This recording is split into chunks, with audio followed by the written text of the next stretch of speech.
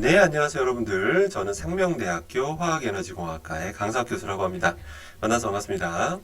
이번에 다룰 주제는 아이 젖병입니다.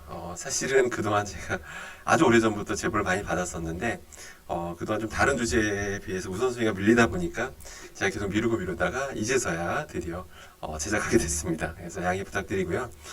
사실 이 주제는 좀 약간 많은 분들한테 해당되는 내용이 아니다 보니까 그동안 제가 좀 미뤘었습니다. 아무래도 이제 아이를 키우는 분이라든지 또 이제 뭐 예비 이제 엄마분들 이런 분들한테 필요한 내용이어서 이게 약간 당사가 좀 적다라고 제 생각했었거든요. 이제 그런데 이제는 이제 더 이상 미룰 수 없는 것 같아서 이제 한번 또 이상한 소문도 너무 많이 돌다 보니까 한번 이참에 정리해 보겠습니다.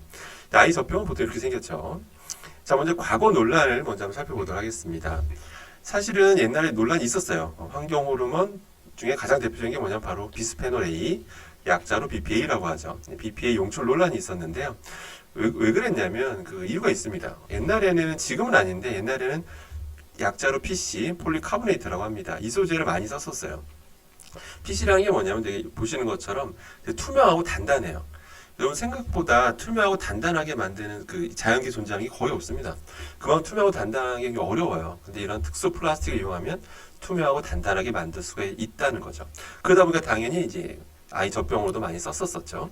근데 이 폴리카보네이트라는 게 특징이 뭐냐면 원료 자체가 BPA예요. 그러니까 PC 이 폴리카보네이트 중에서 가장 널리 이 종류도 PC도 이 종류 굉장히 많은데 가장 많이 쓰이는 원료가 바로 BPA입니다. BPA로 만드는 게 대부분이라고 봐도 될 정도로, 그러니까 이걸로 만들다 보니까 이게 많이 고온에 노출시킬 경우에는 그 잔류하고 있는 BPA들이 있어요. 그러니까 반응 안 하고 남아있는 BPA들이 조금씩 빠져나오는 경우도 있었던 거예요. 그래서 실제로 BPA가 검출이 됐었습니다. 예, 추정이 아니라 진짜로 됐었죠. 다행히 이거 우리 아이들이 먹으면 안 되는 거겠죠. 예, 그래서 그리고 나서 이제 더 이상 이 폴리카보네이트는 아이 젖병으로는 쓰지 않게 됐다라고 보시면 돼요. 자, 그래서 그러다 보니까 이 사건이 터지고 나서 BPA에 대해 사람들이 공포감을 갖다 보니까 그 뒤로 많은 업체에서는 이제 이거를 마케팅으로 많이 활용하죠. 우리 제품은 일단 이 마크를 붙이죠. BPA 프리. 우리 제품은 BPA가 없습니다.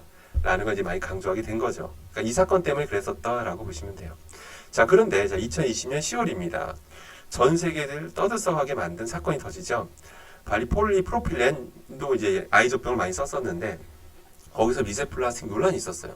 실제 어떤 논문이었냐면 네이처 푸드라고 굉장히 저명 학술지입니다.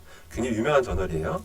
거기에 2020년 10월쯤에 어떤 논문이 나옵니다. 논문이 나왔는데 진짜 이 폴리프로필렌 그 젖병을 실험했던 어떤 일을 벌이냐면 아일랜드에 있는 더블린 트리니티 대학에서 실험했더니 한 10개 제품 가지고 실험했더니 한 적당한 온도로 노출시켜도 굉장히 그 미세 플라스틱 다량 방출하고, 그다음에 좀 꽤 높은 온도 90도 이상으로 노출시켰더니 미세 플라스틱이 다량 방출되더라 하는 그런 충격적인 결과를 네이처 푸드에 전에 발표해서 전 세계를 아주 깜짝 놀라게 했죠. 그래서 왜 이 폴리프로필렌이 녹는점도 높은데 왜 이렇게 당시 젖병에서 많이 나왔는지는, 이건 좀 내용이 좀 길어질 것 같아서 이건 나중에 추후에 다시 다루도록 하겠습니다. 아무튼 이 폴리프로필렌 재질 젖병에서 많이 용출된 실험 결과가 나와서 그때부터 이 PPA에 대해서도 사람들이 불안감을 갖게 됐다라고 보시면 됩니다. 아무튼 이런 이슈가 있었어요. 자, 그럼 지금부터 차근차근 한번 살펴보겠습니다. 먼저 젖꼭지랑 이제 바틀을 좀 분리해서 설명드릴게요. 젖꼭지 소재로 이제 가장 많이 쓰는 소재는 바로 실리콘이라 불리우는 실리콘은 정확한 명칭이 아니라고 했었죠. 바로 폴리실록세인이라는 이 고분자 플라스틱 제품이라고 보시면 되고요. 그러니까 이 소재에 대해서만 이제 생각하시면 되는데, 이 젖꼭지에서 이 실리콘 소재의 특징은 뭐냐면 일단 뜨거운 열, 역시 열이라면 100도 정도, 100도 전후에서 사실 유해 물질이 바로 나오지는 않습니다. 예, 절대로 그건 걱정하셔도 돼요. 실제 안 나옵니다. 그 다음에 기름 성분 닿는다고 해서 이상한 거 안 나오고요. 산성에도 강하고 염분에도 강합니다. 예, 그래서 굉장히 안전한 소재예요. 굉장히 안전한 소재입니다. 근데 제 과거부터 실리콘 소재하면 항상 지적하는 게 뭐냐면, 실제 저희가 실험해봐도 이런 충분히 세척했다고 했는데도 이게 다시 끓는 물에 넣으면 이게 그 남아있던 그 세제가 남아있던 그 잔류 세제가 서서히 좀씩 빠져나오더라. 그러니까 세제가 좀 남을 가능성이 있기 때문에 제가 세척에 더 신경 쓰시라고 제가 한번 강조를 했었어요. 그래서 그거 외에는 크게 신경 쓸 필요가 없었죠. 일반적 이런 컵이라고 하는 거는 우리가 뭐 사실은 뭐 좀 평소 여러분들 이런 실리콘 컵 이런 그릇 이런 거 세척하실 때 그냥 뭐 식기세척기 돌리거나 그냥 닦는 정도지 뭐 이거를 100도에 노출시키거나 이러지 않잖아. 잘 100도 노출시킨다고 해도 뭐 특별한 문제도 없지만 뭐 그 맨날 할 때마다 100도에다 열탕 소독하지는 않잖아요. 그죠? 예, 아무튼 그래요. 그래서 큰 잔류세제 외에는 크게 신경 쓸 필요가 없고요. 물론 아주 오랜 기간 쓰다 보면 이제 분해 현상이 일어나니까 미세 플라스틱은 발생할 수가 있죠. 그래서 정기적으로 이제 교체 쓰면 아무 문제 없는 소재입니다. 자, 그런데 2021년 11월에 어떤 일이 벌어지게 되냐면 큰 일이 벌어집니다. 2021년 11월에 네이처 나노테크놀로지, 그러니까 역시 이것도 네이처 자매지로 굉장히 내기 어려운 저명 학술지라고 보시면 됩니다. 굉장히 유명한 학술지고요. 중국에 있는 학자들이 중국 제품 가지고 분석을 한번 연구를 해봤어요. 4가지 종류의 젖병을 가지고 실험을 했고요. 이 실리콘 젖꼭지를 10분간 스팀 소독을 합니다. 뜨거운 스팀으로 이제 한 10분간 스팀 소독한 다음에 다시 상온으로 식힌 다음에 그다음에 물로 세척해요. 정제수로 세척하고 다시 10분간 스팀 소독 뭐 이런 식으로 반복한다는 거예요. 했더니 보통 일반적으로 우리 젖꼭지를 2달마다 교체하니까 한 60회를 반복합니다. 60회를 반복하고 났더니 결과적으로 결론부터 얘기하면 분명히 이제 젖꼭지가 이제 완전 이제 식힌 상태에서 마지막 60회 지난 다음에 다시 이제 정제수로 닦아냈어요. 정제수 닦아냈더니 이상한 일이 벌어지더라. 닦아낸 정제수에서 뭐가 발견됐냐면 보통 우리 이 미세 플라스틱 업계에서는 1마이크로미터 이상이면 보통 미세 플라스틱, 1마이크로미터 이하면 이제 좀 더 작다는 걸 강조하기 위해서 나노 플라스틱이라는 용어를 씁니다. 그래서 1마이크로미터 이하인 이쪽 0.6 마이크로미터, 그러니까 600 나노미터죠. 요 정도 사이즈들도 보이더라. 그리고 심지어 332 마이크로미터까지 그런 수많은 미세 플라스틱들이 관찰된다는 것을 아주 분석까지 완벽하게 해가지고 이런 네이처 나노테크놀로지 저널에 이제 게재를 하게 돼서 전 세계 많은 이들이 충격에 휩싸이게 된 거죠. 근데 결론은 일단 이건 중국 제품입니다. 중국 제품 가지고 실험했다는 거예요. 이거 꼭 기억하셔야 됩니다. 그러니까 이걸 왜 사람들이 놀랐냐면 실리콘 소재 보통 내열성이라고 하면 보통 200도 이상을 얘기해요. 보통 220도 또는 240도 보통 얘기를 많이 해요. 그래서 어느 제품 쓰나 제품마다 좀 다르지만 200도 이상인 경우가 많은데 사실 스팀 소독 한 100도 정도에 노출시켰는데 여러 번 노출시키니까 60번 정도까지 노출시키니까 이런 일들이 벌어진다는 거죠. 이걸 이제 최초로 분석한 거예요. 아시겠죠? 자, 그래서 여기까지 일단 잠깐 정리를 하고 그 다음에 이제 바디 쪽으로 가보도록 하겠습니다. 바디, 그냥 보틀이라고도 하죠. 아까 말씀드린 대로 이 폴리카보네이트가 문제가 되고 그 다음에 그 PP도 좀 문제가 되다 보니까 이제 요새 거의 대세인 소재는 뭐냐면 바로 PPSU라고 불리는 원래 이름은 폴리페닐 설폰이라고 하는 그런 물질이에요. 이 물질이 요새는 거의 그 젖병의 바틀 시장을 거의 꽉 잡고 있다라고 보시면 됩니다. 도대체 이 소재는 왜 많이 쓰게 되는지 한번 살펴볼게요. 당연히 또 BPA 프리라고 겉면에 붙이면서 이제 강조하고 있죠. 왜 사용하냐면 일단 사용 온도가 높아요. 180도까지 견딜 수 있다라고 알려져 있고 일반적으로 충격 강도도 굉장히 좋습니다. 던진다고 해서 깨지거나 그러지도 않아요. 그 다음에 내 가수분해성, 그러니까 가수분해되는 정도도 잘 안 된다는 얘기예요. 굉장히 우수하고 그리고 투명하고 이러니까 당연히 우리 아주 널리 이런 아이 젖병으로 쓰이게 된 거죠. 자, 먼저 PPSU 소재에 대한 논란을 한번 짚고 넘어가도록 하겠습니다. 먼저 첫 번째고요. PPS라는 소재는 이렇게 생겼어요. 화학 구조가 이렇게 생겼고요. 그래서 이런 PPS 쓰는 회사들이 BPA 프리를 강조한다고 그랬잖아요. 근데 사실은 이건 사실 의미 없는 강조입니다. 왜 의미 없는 강조냐면 하도 사람들이 BPA에 대해서 정말 많이 두려워하잖아요. 우려하니까 그냥 BPA 검출 실험을 하고 없다라고 이제 하는 거예요. 실제 안 나오고, 그러니까 그거는 애초에 나올 수가 없어요. PPS에는 BPA가 나올 수가 없어요. 애초에 나올 수가 없어요. 그러니까 그 회사 거짓말했다는 게 아니라 애초에 안 나와요. 나올 수가 없는 거예요. 그래서 할 필요도 없는 실험이에요. 근데 하도 소비자들이 불안해하니까 BPA 체크를 한 것뿐이지 할 필요도 없는 거다라고 보시면 돼요. 그러니까 BPA는 나올 수가 없다. 그러면 걱정할 필요가 없느냐? 굳이 우려해야 될 거는 이 두 가지입니다. 실제 논란이 되고 있는 것도 이 두 개고요. BPA의 그 대체 물질로 요즘 사랑받고 많이 쓰이는 게 뭐냐면 바로 비스페놀 S, 일명 BPS라는 겁니다. 화학 구조는 이렇게 생겼고요. BPS. 그다음 DHBP라고 하는 이런 화학 물질도 실제로 이 PPSU에서 이론상 나올 수는 있어요. 이론상 나올 수 있습니다. 그러니까 실제로 이론상 나올 수가 있다 보니까 항상 그 회사에서는 체크를 해요. 여러분들이 각 홈페이지 들어가 보시면 다들 인증서 같은 거 갖고 있어요. 이런 거 BPS 체크했더니 용출 안 된다. 그런 결과들 다 갖고 있죠. 근데 그러니까 나올 수가 있기 때문에 그런 거를 실제 체크를 하는 거예요. 실험하는 거고. 그러니까 이론상은 나올 수 있습니다. 충분히. 근데 결론은 초기에는 나오기 힘들어요. 나올 수 없다고 보시면 돼요. 초기. 그러니까 제품 초기에 그 회사들이 체크를 하잖아요. BPS 안 나온다 하잖아요. 실제로 제가 해봐도 BPS 나오지 않습니다. 초기에는. 여기서 제가 단서를 달았죠. 제품 초기에는 나올 수가 없다. 그러니까 그 회사에서 했다는 실험들이 다 뭐냐면 그냥 그 제품 가지고 간 것 중에 초기 결과죠. 제품 초기 결과라고요. 제품을 진짜 1년, 2년, 뭐 3년 좀 오래 쓴 제품 가지고 한 결과가 아니라는 걸 꼭 명심하셔야 됩니다. 이게 키포인트예요. 아시겠죠? 이게 그러니까 이론상으로도 초기에 나올 수가 없지만 아주 오랜 기간, 그러니까 여기서 말하는 건 정말 오랜 기간 많이 사용했을 때는 그때는 BPS가 이론상으로 나올 수가 있어요. 분해가 돼서 나올 수가 있다는 거예요. 혹시라도 나중에 무슨 이슈가 터졌어요. 이 PPS 소재에서 BPS라 그러니까 뭔가 논란이 터졌다는 거는 초기 제품이 절대 그럴 수는 없습니다. 한참 오랜 동안 아주 오랜 기간 사용했을 때 제품에서 그런 BPS가 나올 수는 있겠으나 초기에는 걱정할 필요가 없다라는 거 꼭 기억하셔야 됩니다. 알겠죠? 다음 PPSU 논란 두 번째입니다. 또 어떤 논란이 되고 있냐면 2018년에 어떤 저널에서 어떤 이런 논문으로 이제 어떤 연구 결과 발표가 됐는데요. 결론은 이 논문 자체의 전체적인 내용은 뭐 크게 이 PPSU 소재에 대해서 뭐 크게 걱정할 필요 없다 뭐 이런 뭐 대충 내용이었는데 근데 거기서도 이제 실험 결과에 뭘 공개하고 있냐면 그 설포레인이라는 화학 물질을 이제 강조하고 있습니다. 아까 언급하고 있어요. 설포레인이 왜 이게 언급이 되고 있냐면 사실은 우리가 그런 플라스틱을 만들 때 PPSU 소재를 만들 때 그 용매가 필요해요. 용매에다가 이것저것 화학 물질을 반응시켜서 플라스틱을 만드는 건데 중합이라는 과정을 통해서 만드는 거거든요.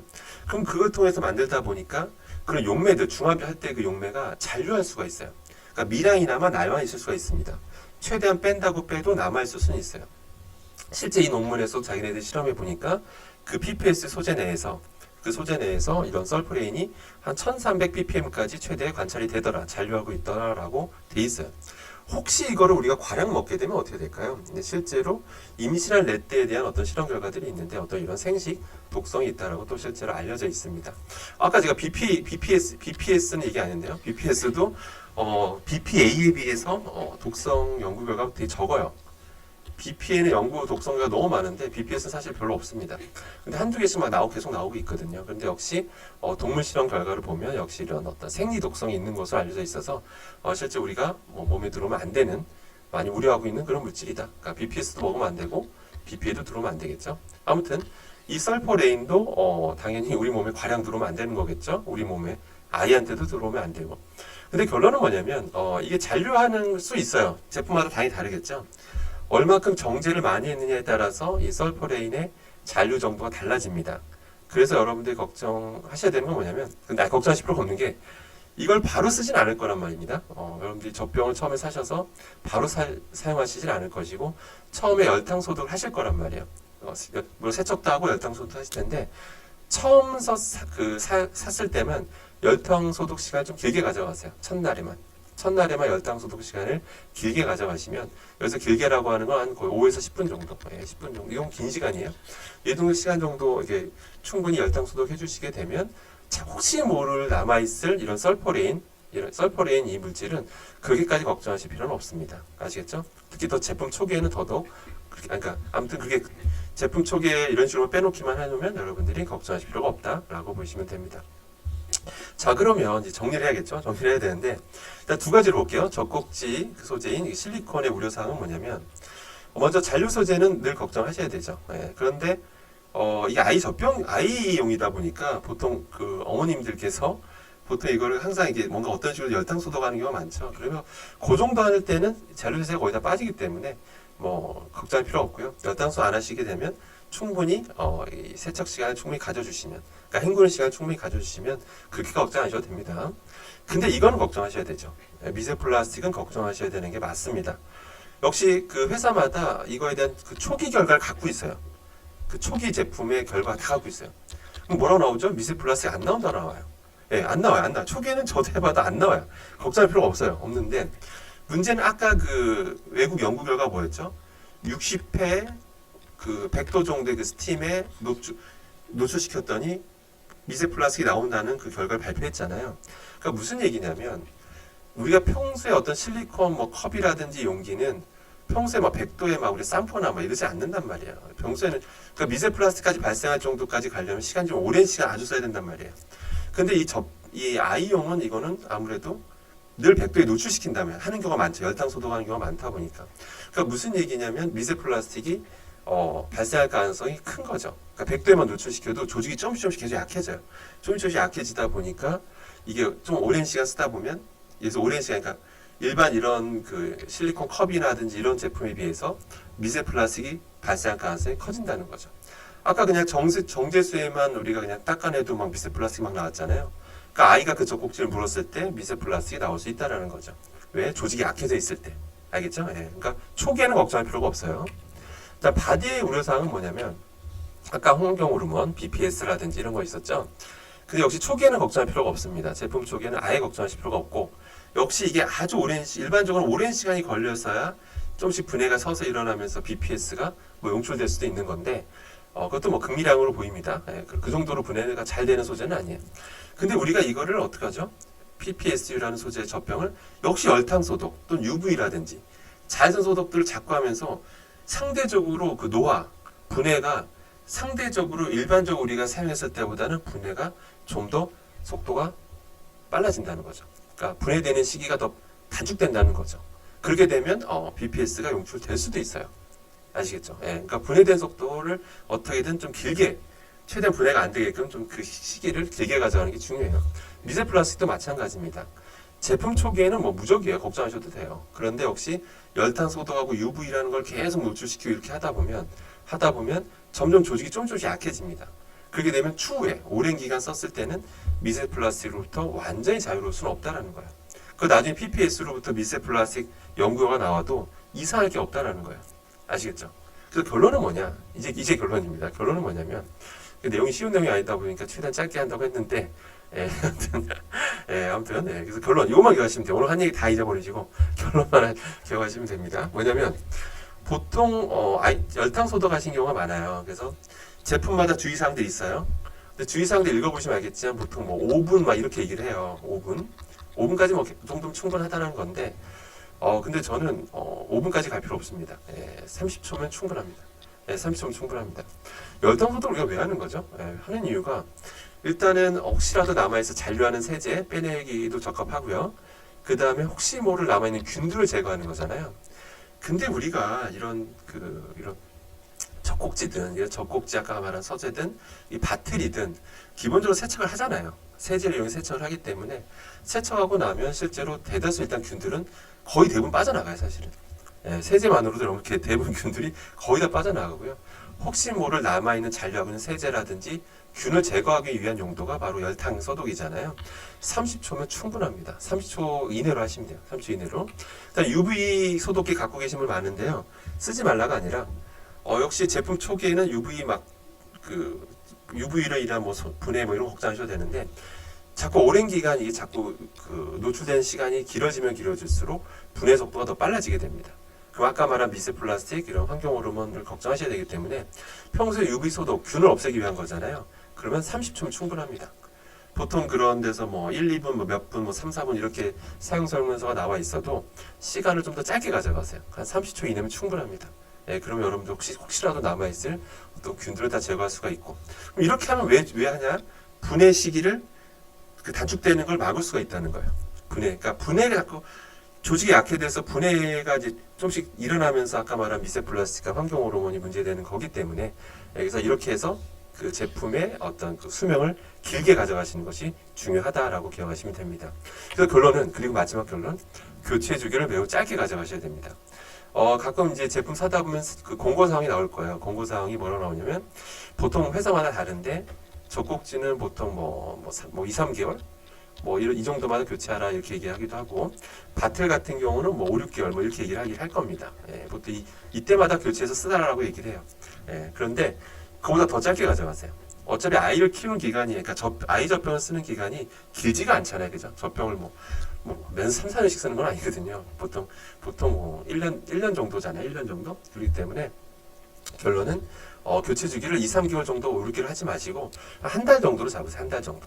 한 달 정도 짧게 가져가시는 게 앞서 그런 연구 결과들에서 나온 수많은 우려들이 있죠. 우려들. 그 우려로부터 완전히 자유롭고 싶으시면 그 해당 제품을 교체 주기를 한 달 정도로, 한 달마다 교체 쓰시면 이런 걱정들 안 하셔도 된다는 거 기억하시기 바라겠습니다.